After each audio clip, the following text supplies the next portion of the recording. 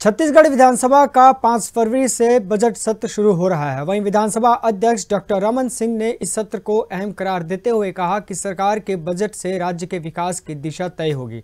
Budget सत्र शुरू होने से पहले एक दिन डॉक्टर रमन सिंह ने मीडिया से चर्चा में कहा कि केंद्रीय वित्त मंत्री ने डिजिटल बजट पेश किया था। हमारा प्रयास है कि छत्तीसगढ़ विधानसभा भी नई तकनीक से जुड़कर काम करेगा। साथ ही विधानसभा अध्यक्ष ने कहा कि छत्तीसगढ़ 2025 में अपनी यात्रा के 25 साल पूरा करने जा रहा है। हमारा प्रयास होगा कि हम नई विधानसभा में प्रवेश कर जाएं। बजट सत्र के दौरान कुल 20 बैठकें होंगी और राज्यपाल के अभिभाषण से सत्र की शुरुआत की जाएगी। 9 फरवरी को बजट पेश होगा। वित्त मंत्री ओपी चौधरी बजट पेश करेंगे।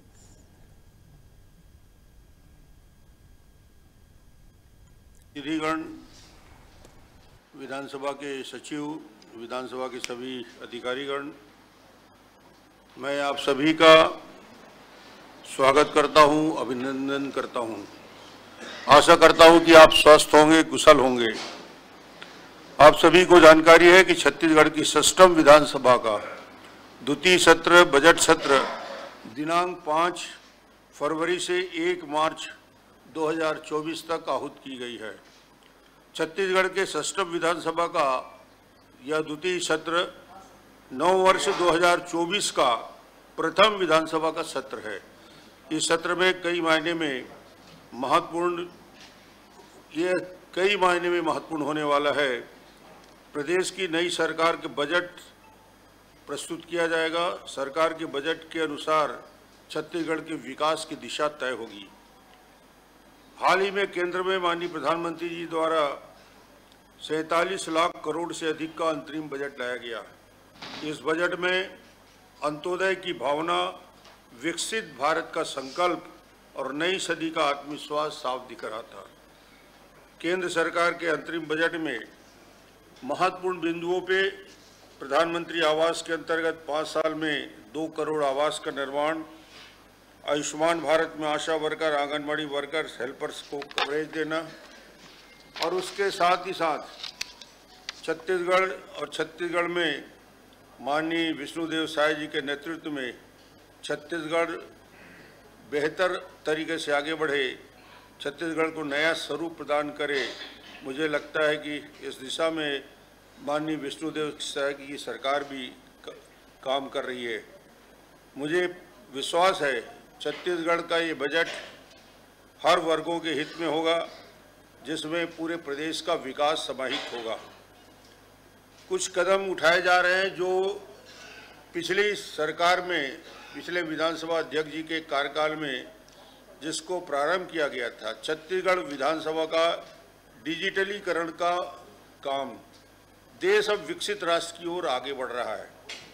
हमारा प्रयास होगा कि छत्तीसगढ़ विधानसभा भी नई तकनीकों और नई परंपराओं के साथ जुड़कर एक विकसित विधानसभा के रूप में अपनी पहचान स्थापित करे।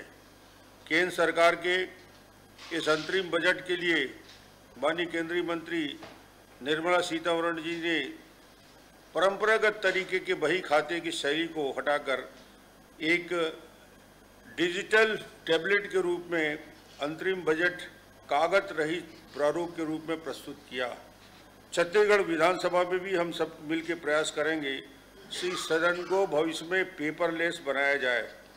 माननीय प्रधानमंत्री जी नवंबर 2021 में one nation one legislative platform के विचार का प्रस्ताव रखा था, जिसे पूरे देश में निर्बाध डिजिटल एकीकरण की आवश्यकता पर जोर दिया गया है।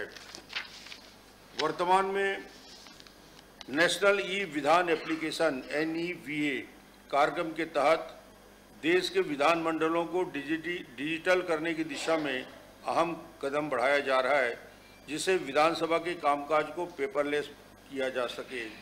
पेपरलेस होने से सदन में कामकाज में सहूलियत होगी, इसमें कागज की बचत होगी, पर्यावरण संरक्षण में सहायक होगा। 25 वर्ष का युवा छत्तीसगढ़ आने वाले भविष्य में छत्तीसगढ़ में नई पहचान स्थापित करेगा।